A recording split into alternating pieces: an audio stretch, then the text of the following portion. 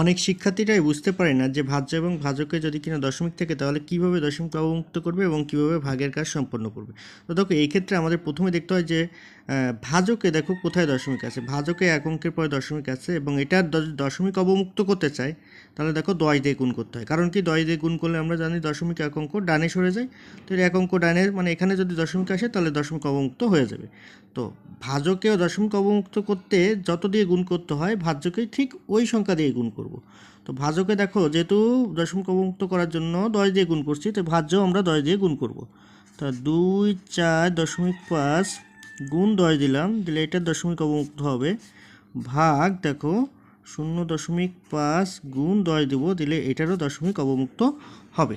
তো দেখো দুইটারই যদি দশমিক অবমুক্ত হয় তাহলে কেমন হয়, তো এটা দশমিক চলে যাবে, 10 দিয়ে গুণ করলে দশমিক চলে গেল, তো 2 4 5 আর এটারে ভাগ থাকছে, এখানেও দশমিক চলে গেল।